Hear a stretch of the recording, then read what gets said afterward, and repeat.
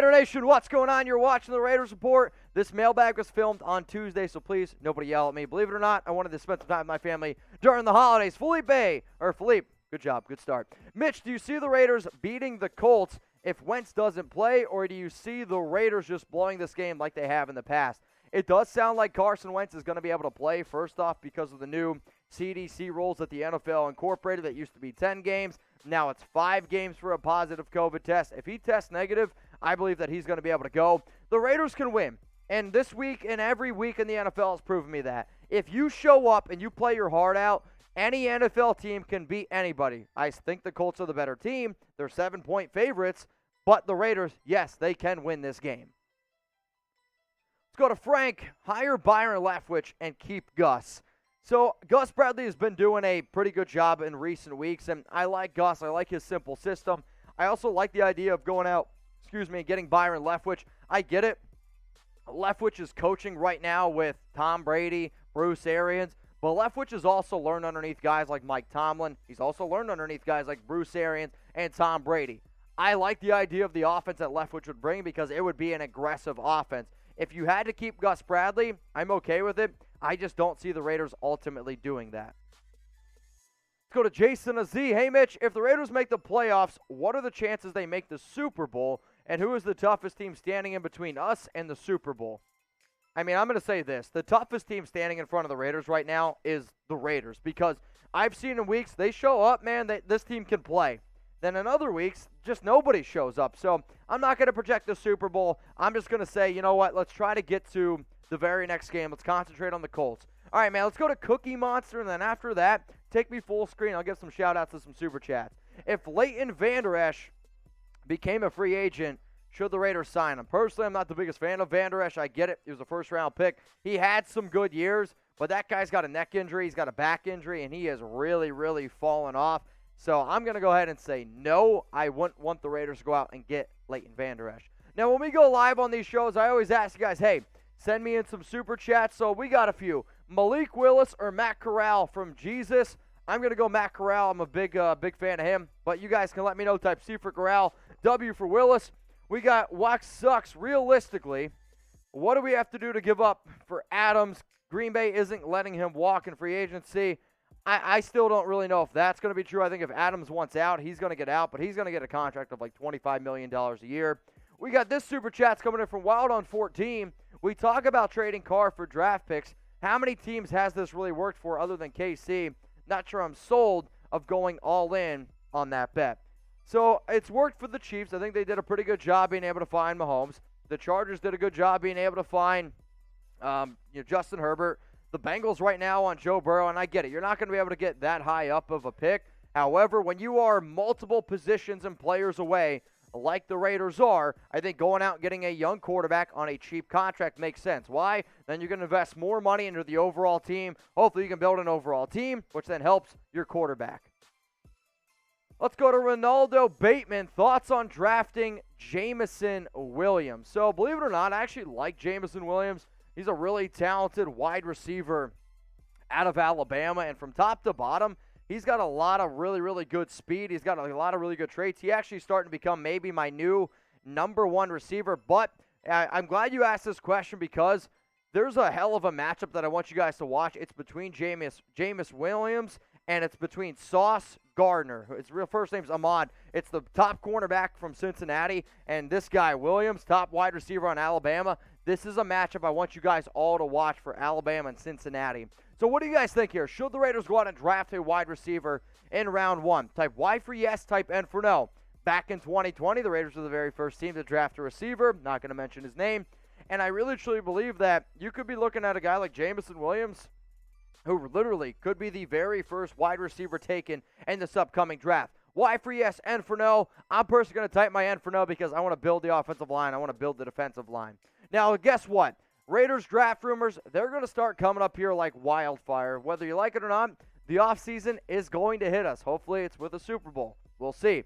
But I'm going to keep you guys up to date on draft rumors. We're going to be doing a whole bunch of videos leading up to the NFL draft. We're going to do free agency stuff. I also want to say thank you for hitting 100,000 subscribers. Let's get to 101,000 now. Hit that big red button, y'all, that says subscribe. All right, so this next one's coming in from Juicehead89. What's up, Mitch? Since Gruden is out, let's see what Mayock does in the draft. Some people don't realize Gruden drafted Ruggs and Mayock drafted Arnett. Well, actually, Mayock didn't draft Arnett. He's actually come out and say that both of those picks were John Gruden. He didn't want Arnett, at least not that early. Now, Mayock did say they did a lot of homework, which then I actually said on a show, if you did homework on Damon Arnett and you still thought that he was worth a first-round pick, if you thought Arnett was worth a second-round pick, I personally think that you shouldn't be able to make NFL decisions. But that's my personal opinion. I am on board for giving Mayock one more year, but again, we could see a lot of different stuff happening this offseason. Let's go to the next one coming in from Sickness, and then we'll go full screen, and I'll shout out some Super Chats. What are the Raiders' biggest needs in the offseason, excluding staff? I was going to say a new head coach, getting a brand new staff.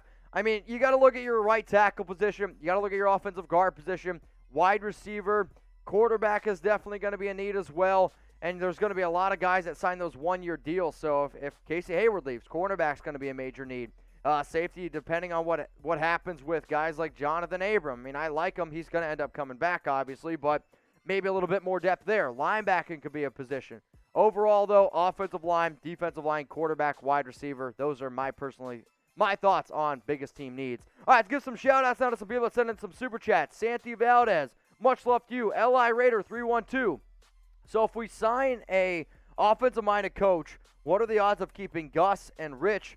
They have made strides with this team. I actually don't really have that answer because a lot of times when you bring in a new head coach, they're going to want to go ahead and bring in their own staff. Why? Because their job relies on it. So I'm going to go ahead and say only a 1-no Chucky Head chance that they would keep those dudes. Javen White breakout game from Santi Valdez. We'll see if Javen White's even going to be playing in this one. Emmanuel Salazar. We should pick up Brandon Scherf and draft the defensive tackle from Georgia. Yes, the DT from Georgia.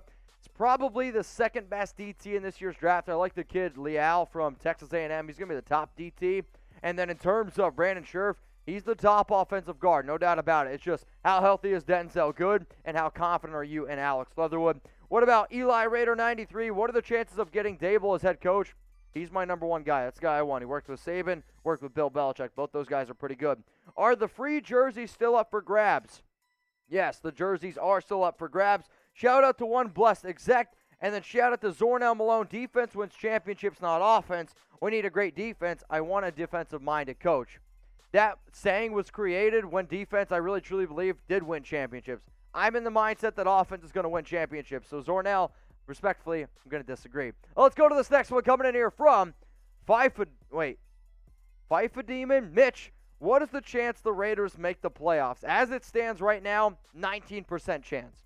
That's the literal math when you look at, I ran like 10,000 simulations. It's 19% chance that the Raiders end up making the playoffs. All right, we got lingering 689. What is the better value, Desmond Ridder in round 2 or Kenny Pickett in round 1? So the Cincinnati quarterback Desmond Ridder in round 2 or Pittsburgh quarterback Kenny Pickett in round 1. I'm probably actually going to go with Kenny Pickett for the simple fact of I like Pickett overall as a talent more than I like Ridder. Not that Ridder's bad, but Pickett to me just has a better chance of being more successful in the NFL. So for that reason, I'm going to say Kenny Pickett. I just have more confidence in him. Speaking of Desmond Ridder, though, man, I'm so excited to watch college football on Friday. I got people coming over for Chuck's birthday. So who do you guys think is going to win the first game of the CFP playoffs? Type Bama for Alabama Crimson Tide, or if you think it's going to be the Bearcats, type CINN. I'm going to go ahead and say Roll Tide. Let's go to Casey the Sledge Storyteller. Hey, Mitch, who's a good Gus replacement? Well, I'm glad you asked. Now, I'm going to be making a bunch of videos this entire offseason, and one of them is going to be probably a potential Gus Bradley replacement. So I want to see some more defensive-minded coaches. We're going to weigh out some different options. Now, you're not going to get guys like Todd Bowles. You're not going to get somebody like Matt Eberflus. You have to go out and find somebody who's probably a little bit lower than a DC that would find that job being a promotion, unless the new Raiders head coach that they bring in decides to bring his DC in or, maybe one of his buddies. Let's go to Sir Lister of Smeg. Do you think Mark will move on from Carr? I do. And it's not because he doesn't like Derek Carr. It's not because of this. I just think you really have to be able to look at building an overall team. If you could tell me tomorrow that the Raiders were going to be a competent organization and be able to put a really, really good team around Derek Carr, I'd probably say keep DC for $19.9 million. The issue is this.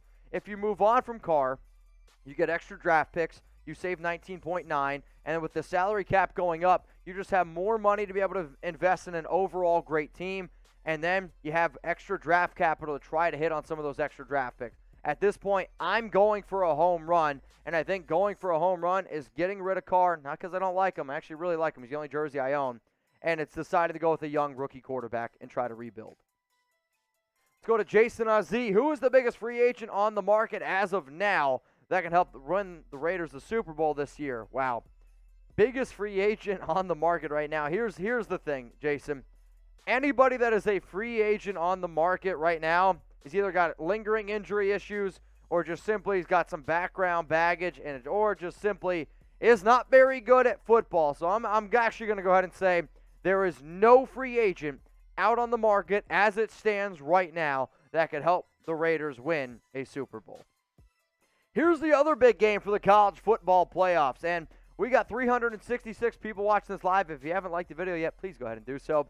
Who you got, Michigan or Georgia? If you're going to take the Wolverines, I want you to go ahead and type M-I-C-H. If you're going to go ahead and type the Bulldogs, I want you to go ahead and type UGA.